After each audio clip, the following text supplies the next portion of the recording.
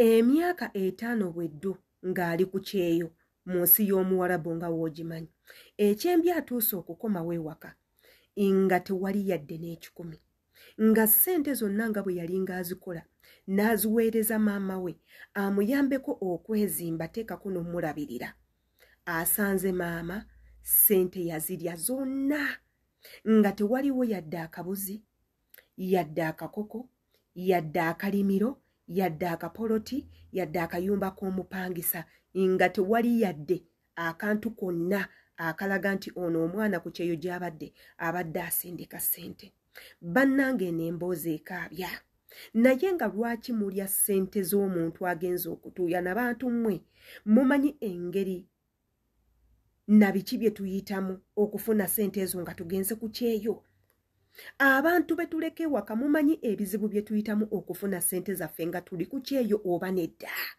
Lwaki abazadde nga bano abantu nga baneeno mubeera mu bulamu bwaffe mazima ddala? Lwaki obeera ensonga omuntu omulala akaaba?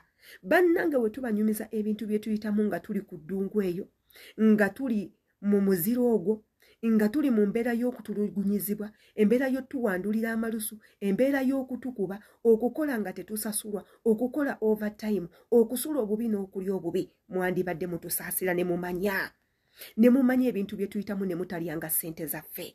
Yenze Sheila Adita, subscribinga ku YouTube channel yange eno. Nkuteerayo updates z'osinga okwetaaga. Mwekyo nga nkusaba ekintu kimu gwe subscribinga, kwata ku kade nga buli video yonna gye nteekayo ekutuukako bulungi nnyo, ate era teweeryanza amanya commentinga. Gy'oko mu commentinga gye tukoma okumanya obutambi bubatuukako oba nedda. Era gye tukoma okumanya endowooza zammwe ku butambi nga bwe tuteekayo. Ate era teekako nammwe muli mu kutusomesa nga mweyambisa comments zammwe. Ngamba gy'oli nsobola okutumirako gye bujjeeyo mu butambi bwaffe. Tugendagendako mu mboozi y'ono omuwala amaze ku kyeyo emyaka 5, akomyewo e Uganda okuwummulamu nga tewali yadde n'akantu konna akalaga nti yali alinnyeko ku nnyonyi n'agenda ku kyeyo. Katuwulirize obutambi bwe tufunemu ekyokuyiga. Tovaawo katukomewo. Nafuna mukwano gwange wano yali muvubuka nangamba osobola okukola ki? Nsobola okuconnectinga e Dubai n'ofunayo omulimu ofuna bukadde 2 omwezi. Binawulira ssente naye na mu bufumbo nadduka mangu. Obufumbo n'obuddukamu? Nembuddukamu. Omwami wange twali nga tusavinga ssente. Ssente kitwakola zitwali tulina gyali ntwalo 6. Najjako amitwalo 2 mwejja. Mwetaano. Nenkola passport. Nga simugambye. Nensibika nayo bwe nagifuna etwala process mwezi nga gumu. Nensibika nayo nensigala mu bufumbo bwange. Era omwami yakyaliyo. Olinamu abaana bameka? Saamu nali sinnamuzaalira. Okay. Nali nazaala abaana bange bwe yansanga nabo nga tubeera ffekka. Amangu ogwo yamudduka nga tomuzaalidde? Twali tutambudde emyaka nga 5. Nga tonamuzaalamu? Nga sinnazaala. Nenkola passport nentuuka nenjireka mu keesi yange. Okay. Simugambye jegala nze kukeera ku makya nzibuke. Kumbe yali yakimanya dda kuba yangamba tabo yali yakalabako talina kye yanyega.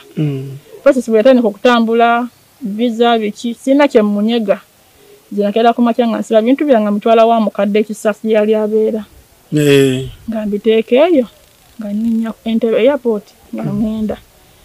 Bandi ku Entebbe ngamba mukwano tugenda fumba kikonze nga ndi wala. Omwami talina kyamanyi. Akubuuza tugenda kufumba ki leero? Nga bulijjo mugamba ndi wala naye kanyanguye tukosaawo ebinyeebwa awo nzije nga nkola kinze nninye simu evaako tuluzinga contact ntuuka emyezi 3 nga ndyoka nkola kimukubira nti yazi naye nti nga oli muzibu biki. Olwo mukadde wange yali abeera ng'akomye ng'akolera Sudan. Okay. Ng'ajja buzi. Era ngenda okutambula nga taliiwo ng'akolera Sudan. Mala okutuuka e Dubai tuukira ku mulimu nkola nafuna bukadde 2. Olwo mulimu ki ogwo? Gwali mulimu gwa restaurant. Kufumba? Yes. Abaana nalinga waitress kangambe bwenti. Okay. Nalinga waitress. Funa bukadde 2. Naye nayina omukyala yanyambako okufuna visa nangamba nyamuwayo ka sente nga ntuuse Okay. naye nga passport nga gyekolera ku sente z'omwami ze nkugambye Mwali mu saving? Yes, nga family nentuukayo nenkola nenga mukadde lwaki tuve Sudaani ddayo ewaka olere abaana nja kufunanga kyonna kyetunatufunye tubeerewo n'abaana. Maama yali akolera Sudaani? Yeah. Okay. N'avaayo n'akomawo kati ku nnyumba ezo n'ateekako akayumba n'akateeka mu maaso n'assaamu edduuka. Kapita sime gyamujja naye nzi kyennakola namugulya freezer. Maama? Yes, mukyalo kinaana nagimuweereza nanga bakangule freezer ntekewo ebyokunywa nti kale nga tubeerawo abaana mbaweerera Ng'osindika sente zibaweerera? Yes, sebo ekyokulya nkiweereza buli kimu nga kiri bulungi. Naye ng'olwonna ssente muwa kyakulya kyokka simuwa za kusevinga. Okay. Kubanga jjuke nakugambye nagenda ositula okuva wano nga tali mu ggwanga. Nga maama ali Sudaani? Yes, sebo. So omuntu egona inesiga yali mulala yalinga unsavingira.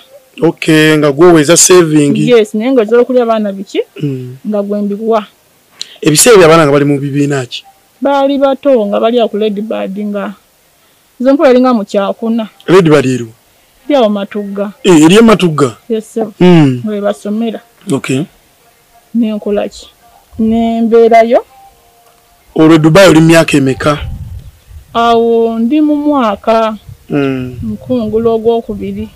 Abali ku kyeyo akatambyako mukawulidde bulungi. Abali ku kyeyo akatambyako mukawulidde bulungi. Am I communicating to you abali ku kyeyo? Omukyalo oyo mumuwulidde engeri gy'akaabamu, engeri gy'alaajanamu, amaziga ge mugalabyeko oba nedda? Kitegeeza ki? Era gwe olaba vidiyo eno muli owulidde otya nga gwe yagenda okukola enjogera nammwe abali ku kyeyo nga tetufuddeyo nti oba oli muwala oba oli mulenzi oba oli musajja oba oli mukazi. Twogera mu situation yakupambana, situation yakukola nga gwe wakeera ku makya n'okwata passport yo n'okola paperwork wo n'olinnya ennyonyi ogenda opambane ng'olina ebintu ebiri kuli ku mutima by'oyagala okulongoosa. N'olinnya ennyonyi ogenda okole ng'olina ebintu by'oyagala okutuukako. N'olinnya ennyonyi ogenda okole n'ogumira obugubi bwonna, n'ogumira okuyisibwa obubi, n'ogumira okukuvumanga, n'ogumiranga okukukubanga engolo, okukucunganga, okukozesa overtime, okukozesa nga tebakusasula, n'ogumira okwambala obubi n'okulya obubi. Byebintu bye twogerako. Twogera ku ebyo embeera ekunyigiriza gy'oyitamu eyo ng'ogenda kukola oba ng'oli mu kukola ssente zo. Kuba ffenna nkimanyi nti tugenda okuva eno tugendeko eyo nga tugenze kweyiya nga tunoonya bulamu bulungi. We are looking for greener pastures. Yensonga lwaki tugenze. Naye n'omala egyo emyaka gyonna, omwaka gumu, emyaka ebiri, emyaka esatu, emyaka ena, emyaka etaano, tokomawo waka. Teweeyagalako nga muntu. Nga ensi y'Omuwarabu w'ogimanyi nti n'okutambulako okufunako ku mpewo ey'enjawulo kizibu ddala.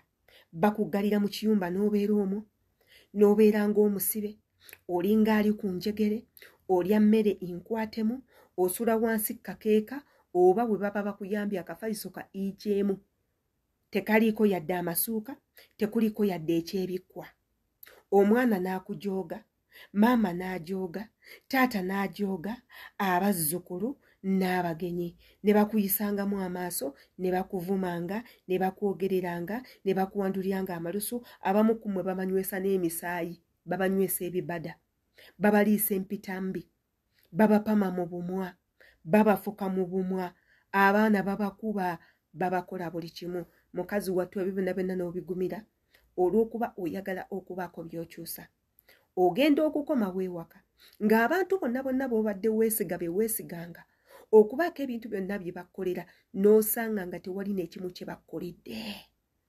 Ogenda kuwulira otya? Baganda bange saagala mubeere eyo nga mugamba nti buno obutambi mbukozesa bukyayi. Si bukozesa bukyayi. wabula ingezaako okubaggula amaaso ebintu ebimu mu birabe bye bino betusiba tubagamba. Bw'oba ogenda ebweru weetegeke, prepare yourself, otya weggulirewo akawunti eyiyo ku bubwo. Tukimanyi abamu ku mmwe mwagala nnyo okuinvestinga, naye who's that person agenda okuwa a second hand o investingemu ebyo by'oyagala.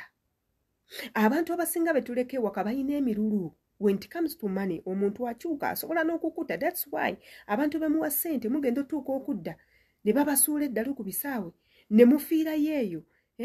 N'okomawo ng'ofuuse zolo tokyalina n'ekintu n'ekimu ky'omanyi lwaki. That person yakuwa obudde nawe n'omuwa obudde obukutegeera gwe n'omukolerera. Essaawa etuuse ey'engabana alaba agenda sigalirawo n'asalawo akola ebyo byakola ki. Byalaba nti byebisaanidde. Okomewo nga toli mu nnomo yo, tolina kyogenda mubanja poloti eriwa, ekyapa kiriwa, togenda kubibanja lwa nsonga totegeera bulungi. Togenda mubanja nnyumba teyagiteeka mu mannya go eri mu mannya ge. Those are the mistakes ze tukola nga ffe bankuba kyeyo.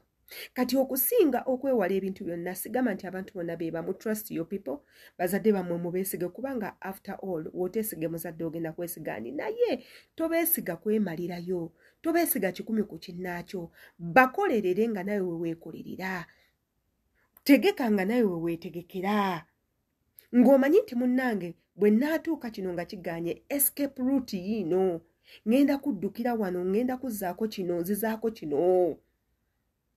Kijja kuyambako obutasumbuyibwa nnyo mu bwongo. Kansuubira ekintu kinene mukitegedde, njagala mukirowoozeeko. Come to think of it. Singa gw'obadde on'omukyala gw'olowooza awulira atya? Yenze Sheila Adita, katwesange mu comment section. Imbagala nnyo.